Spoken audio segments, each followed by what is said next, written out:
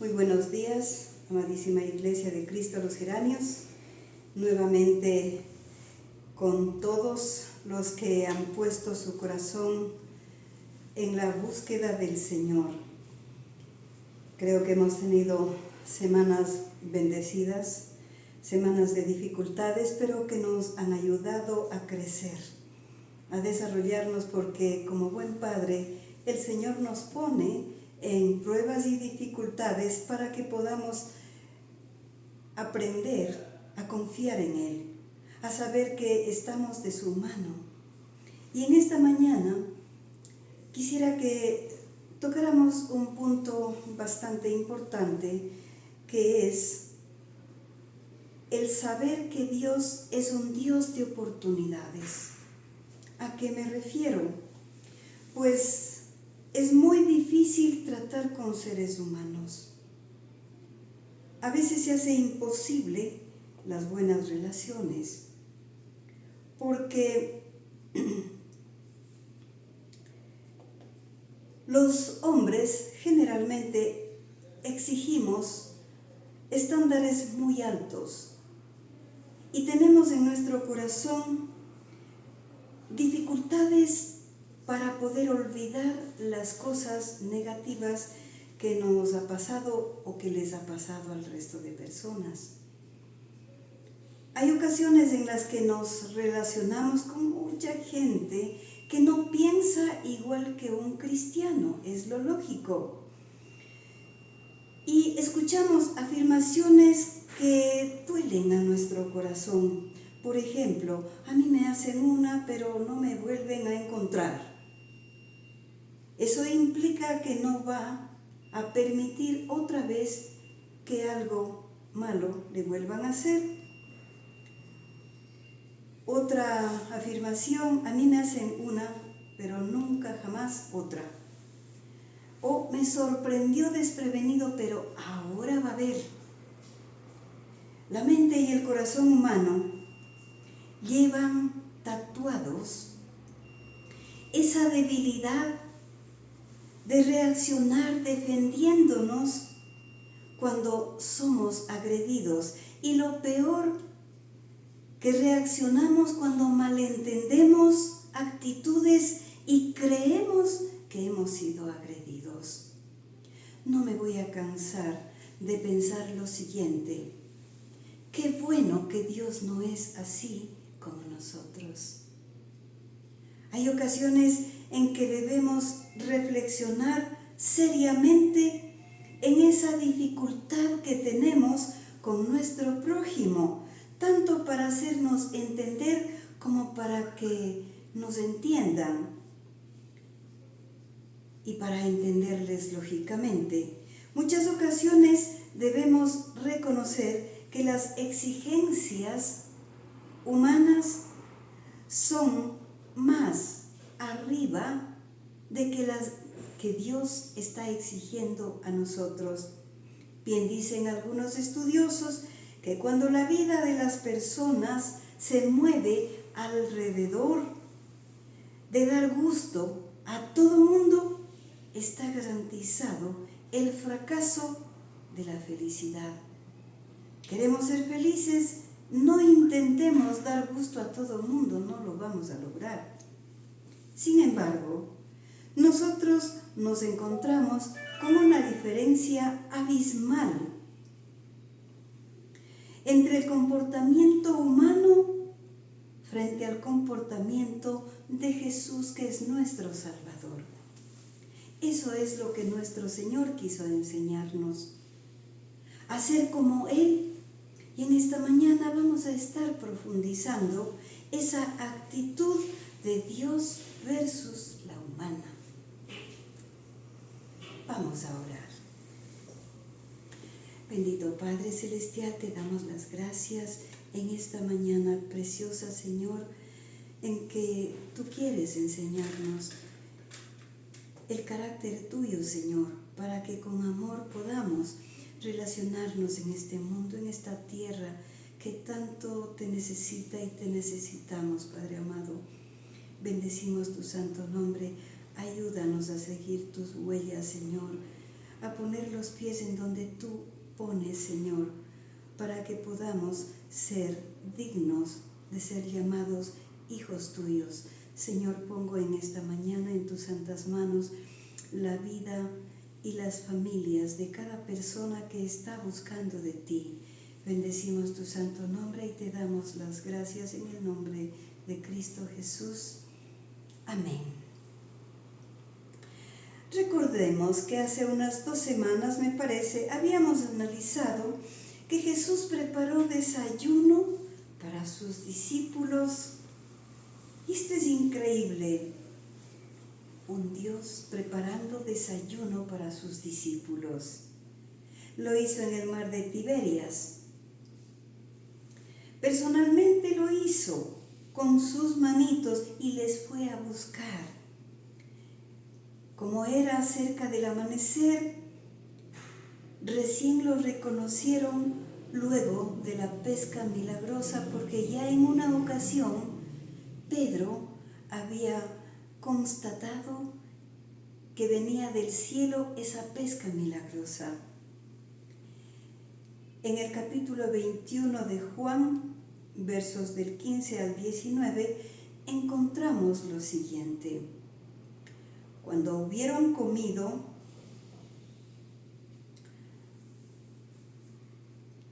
Jesús dijo a Simón Pedro: Hijo de Jonás, ¿me amas más que estos? Le respondió: Sí, Señor, tú sabes que te amo. Él dijo: apacienta mis corderos. Volvió a decirle la segunda vez: Simón, hijo de Jonás, ¿me amas? Pedro le respondió: Sí, Señor, tú sabes que te amo. Le dijo: pastorea mis ovejas. Le dijo la tercera vez: Simón, hijo de Jonás, ¿me amas? Pedro se entristeció de que le dijese por tercera vez: ¿me amas? Y le respondió: Señor, tú lo sabes todo, tú sabes que te amo. Jesús le dijo: apacienta mis ovejas. De cierto te digo, cuando eras más joven, te ceñías e ibas a donde querías. Mas cuando ya seas viejo, extenderás tus manos y te ceñirá otro, y te llevará a donde no quieras. Esto dijo, dando a entender con qué muerte había de glorificar a Dios, y dicho esto, añadió: sígueme. Recordemos que el apóstol Pedro había negado 3 veces a su maestro, cuando poquito antes había prometido seguirle hasta la muerte. Él no se encontraba en las mejores condiciones espirituales. Había vuelto a su oficio de la pesca, y esta es otra causa para analizar, pero en otra prédica, el por qué regresó a pescar nuevamente. Y es Cristo nuestro Señor quien le hace hincapié a toda la gente a la que se reveló que ya había resucitado, para que le digan exactamente, había dicho a los otros y a Pedro, muy en especial. El Señor tiene un acercamiento personalizado con Pedro en esa ocasión, en un día común en medio del trabajo de ellos. Ellos no sospechaban jamás que iban a tener un compartir hogareño con Cristo. El Señor le había llamado para retirarle de la pesca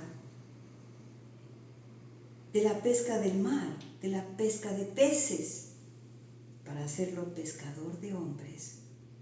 Cuando nuestro Señor escoge, es para siempre. Y no importa lo que pase, los propósitos siempre se cumplirán como Él lo ha dispuesto, porque Él es soberano. Dios es un Dios de oportunidades. No es como nosotros, que exigimos al resto perfección sin ser perfectos. Era un hecho que Pedro debía sentirse avergonzado ante el Señor. Al ser abordado después de comer, el Señor lo hace como un amigo. Pedro había llorado abundantemente por su pecado. Y como la segunda persona de la Santa Trinidad, Jesús lo sabía. Y notemos que ni siquiera hace referencia al hecho de sus negaciones. Pero le interesa escuchar de un modo directo la confesión de su amor, que exprese lo que hay en su corazón. Todo esto era importante antes de delegarle el pastoreo de su grey, la grey de Dios, no la de Pedro. Satisfecho el Señor y perdonada la ofensa, queda esta olvidada para siempre. Y esto es lo que debemos entender. Y no martirizarnos nosotros una y otra vez cuando hemos pecado y ya hemos pedido perdón al Señor. El Señor olvida y para siempre. También le hace sentir que es amado de la misma intensidad que antes, porque está restaurada la relación. Es lo que Cristo hace a diario también con nosotros cuando lo buscamos arrepentidos. Él nunca nos rechaza. Es un poco especial este pasaje. El que pregunta 3 veces si le ama. Pedro contesta que sí 3 veces, y 3 veces le da el mismo encargo. Analicemos. Es de suponer que Cristo tuvo sus razones y a lo mejor era desarrollar convicción de sus respuestas, pero también quiere impresionarnos a nosotros para que lo pensemos bien. ¿Lo amamos? ¿Cómo lo amamos? ¿Cuánto lo amamos? ¿Hasta cuándo le amamos? El verbo usado para expresar la pregunta del Señor es agapán, que significa amor de calidad superior, un amor que es capaz de ofrecer aún a los indignos o pese a no obtener correspondencia. Esta es la pregunta que debemos hacernos también nosotros. ¿Amamos de verdad y con esa calidad de amor a Dios y al prójimo? Porque si la respuesta es negativa, no deberíamos llamarnos partícipes de la Iglesia de Cristo. Y es una de las razones por la que la Iglesia de Cristo los Geranios ha puesto como su característica propia que somos una iglesia en donde no amar es pecado. Este abordaje especial del Señor a Pedro después de su caída es como si le dijera: Pedro, tengo motivos para dudar de tu amor, porque te avergonzaste de mí cuando preguntaban si eras mi discípulo, cuando yo estaba pasando por sufrimientos. Y es como si quisiera pedirle una prueba de su sinceridad. Jesús sabía que había llorado y no le pregunta: ¿cuánto lloraste? Le pregunta: ¿me amas? Para enseñarnos que solo el amor hace que sean aceptables ante Dios todas las señales de arrepentimiento. Le era necesario asegurarse de su amor porque iba a encomendarle un ministerio, y en medio de ese ministerio debía demostrar ese amor agapanto que le está preguntando: le era necesario que Pedro entienda por qué solo con amor podría cuidar de las ovejas y de los corderos de Cristo. Quería que Pedro exprese su amor sincero de todo corazón, para que se dedique a amar más a su rebaño. Quienes no aman a Dios no van a amar de verdad las almas de los hombres, ni tampoco van a amar el ministerio que les ha sido encomendado. Solo el amor por Cristo hace que la predicación de la palabra sea fiel y que se fortalezca pese a los tropiezos que se encuentren en el camino de un predicador genuino. Van a ejercer sin miedo a las oposiciones y sin transacciones con la permisividad por el miedo a perder congregados. El amor va a hacer ligera la carga, fácil el trabajo, y cuando hay amor, pero con convicción, se hace fácil el trabajo de salvar almas. Quien no ame es mejor que deje el ministerio de la predicación so pena de convertirse en un mal predicador y hasta en un lobo. La pregunta completa que le hace Jesús es: ¿me amas más que estos? Al decir esto probablemente se refería a sus discípulos. Como recordaremos, Pedro hizo promesas cuando dijo: aunque todos se escandalicen de ti, yo nunca me voy a escandalizar. Aunque todos sufran tropiezos, yo no.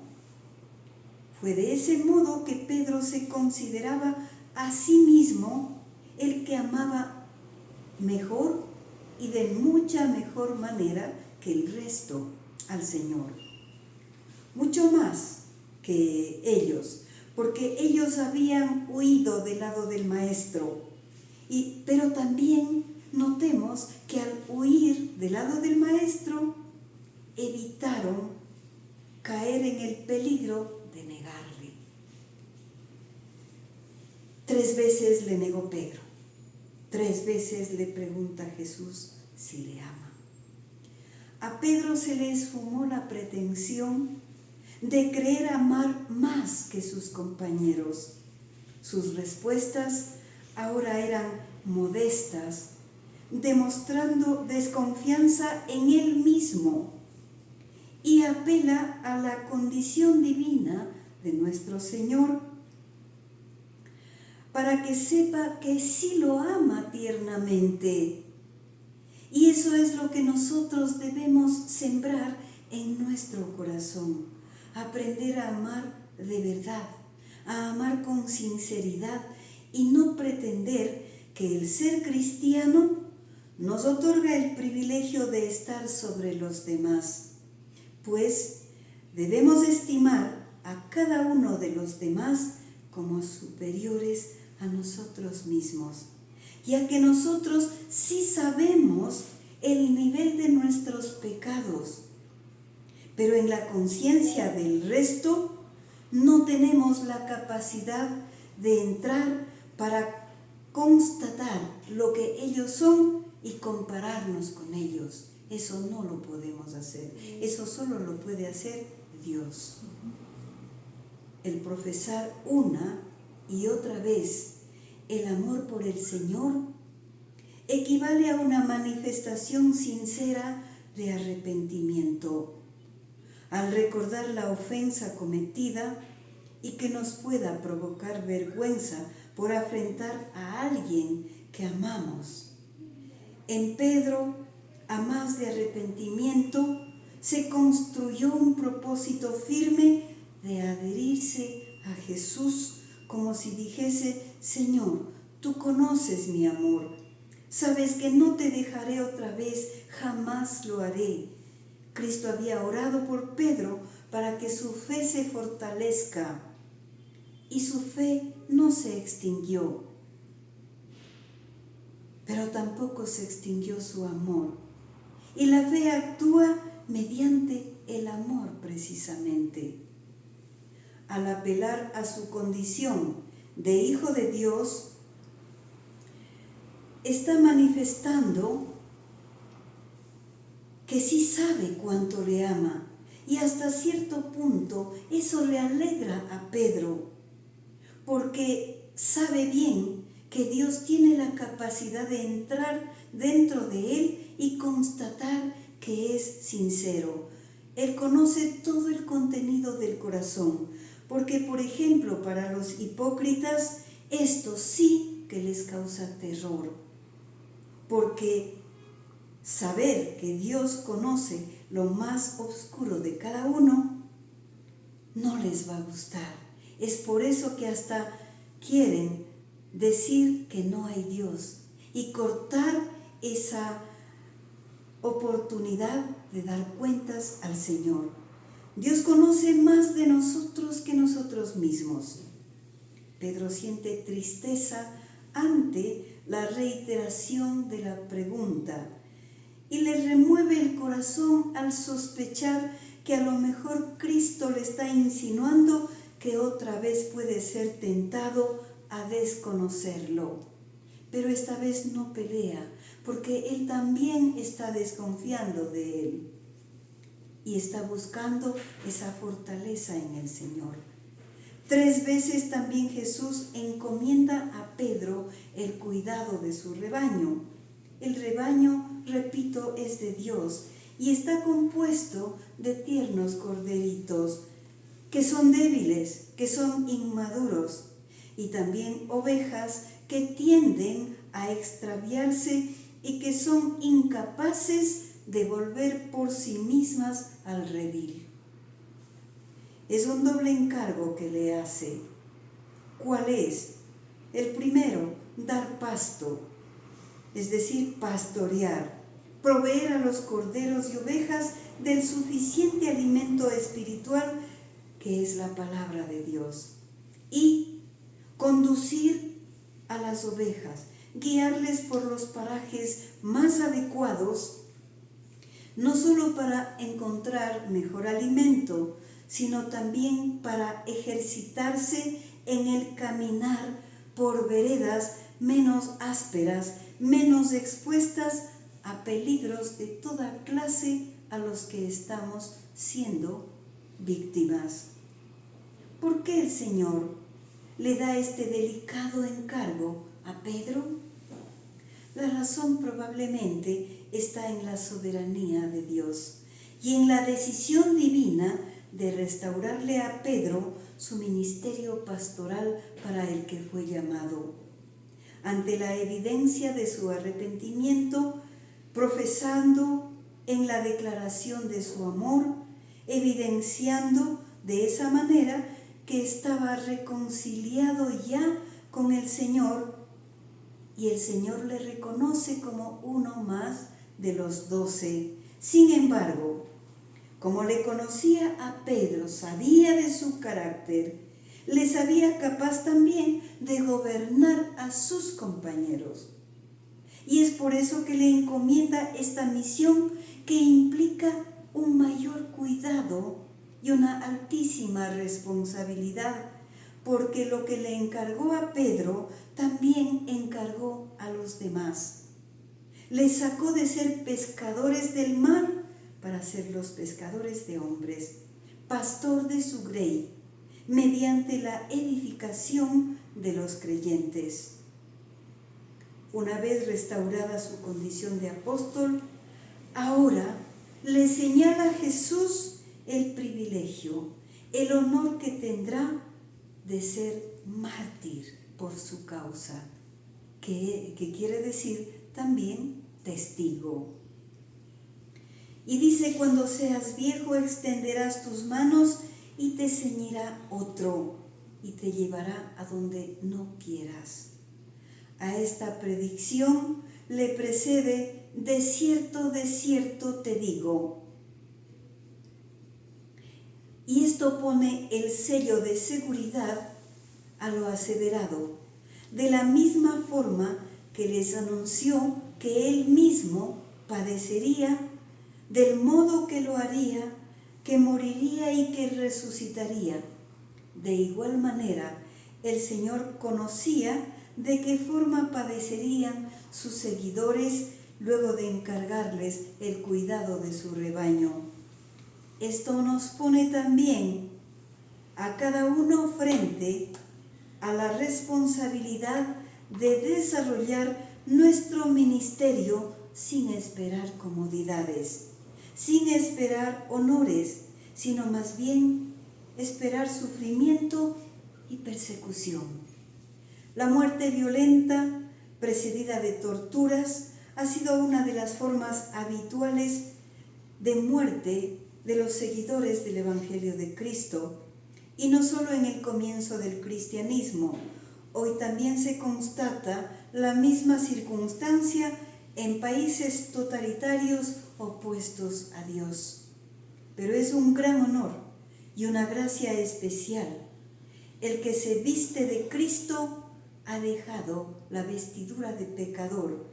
Es doloroso, claro, porque si hasta el mismo Señor Jesucristo oró en Getsemaní pidiendo que pasara de él esa copa. Hay un miedo natural al dolor y a la muerte, pero el amor nos prepara para recibir con sumisión la voluntad de Dios. Cristo compara lo que en su juventud hacía Pedro, y no solo referente a su libertad de ir por todo lado, sino también a la poca prudencia de su conducta. Y le dice que ya no será más el mismo joven, porque el paso del tiempo y las experiencias le van a conceder madurez, y en este caso sin nostalgia de lo vivido, sino como un verdadero galardón. Si pensamos que hemos tenido en tiempos de nuestras vidas privilegios, una vida llena de bendiciones, o a lo mejor comodidades que no lo merecíamos, bueno, ¿y quién lo merece? Y esto no ha hecho que nosotros mejoremos nuestra conducta. Me pregunto, ¿por qué no vamos a estar dispuestos a recibir también limitaciones y males? Sabemos que Dios nos ama y Él nos va a llevar a donde espiritualmente nos convenga, a donde podamos servirle de mejor manera para glorificar su nombre. Dios tiene soberanía sobre nuestras vidas. Tenemos una sola manera de llegar al mundo, todos nacidos de mujer, pero constatamos a diario que hay muchas formas de salir de este mundo y muchas edades también. Dios ha determinado la forma en la que vamos a partir de este mundo, y nuestro empeño como creyentes debe ser el de glorificar su nombre con nuestra vida o con nuestra muerte. Hemos sabido de muertes maravillosas, de hombres y mujeres de Dios que han hecho grande el nombre de Dios con su servicio al Evangelio de Jesucristo.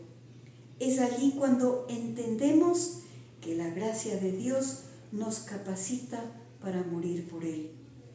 En la historia ha quedado escrita la muerte de tantos mártires, y contamos con mártires actuales que glorifican el nombre de Dios. Recordemos que la sangre de los mártires son la semilla del cristianismo. Lo último que le dice a Pedro nuestro Señor es: sígueme. Con lo cual solo puede significar que le quedó restaurada por completo su amistad, pero que también es una invitación a que siga sus pasos, anunciando el Evangelio, pastoreando el rebaño, sufriendo suplicio y muerte especial por amor a Él. Amadísima Iglesia, cuando el enemigo quiera hacernos creer que al encontrarnos como pecadores no somos dignos de la misericordia de Dios. Esta es una reflexión que va a ayudarnos a entender que Dios nos tiene oportunidades cuando hemos caído. Para los que decidimos confiar en su amor, Dios no nos va a dejar caídos. Él va a restaurarnos, va a edificarnos y aún podemos ser instrumentos de alta valía para glorificar su nombre, llevando el Evangelio a toda criatura que Dios ponga a nuestro alcance. Y sí es cierto que somos débiles, pero pidamos que fortalezca nuestra fe para levantarnos a cumplir los propósitos altos que Dios tiene para cada uno de nosotros. Llegar a las expectativas de los hombres es difícil. Llegar a las expectativas de Dios es totalmente posible. Amén. Bendito Padre y Señor nuestro, te damos las gracias en esta mañana porque has tenido a bien impartirnos tu sabiduría. Te pido, Señor, que abras el corazón de cada persona que haya escuchado esta prédica para que tenga la seguridad de que tú, Señor, nunca nos has abandonado. Y todo te lo hacemos, Padre, en el nombre de Cristo Jesús. Amén. En esta mañana hemos estado transmitiendo desde otro lugar y, como siempre, queremos decir que les amamos mucho, que les esperamos la próxima semana y ojalá esta vez ya sea en el mismo lugar de la Iglesia de Cristo los Geranios. Que tengan una linda semana, que se sientan bendecidas y bendecidos por el Señor.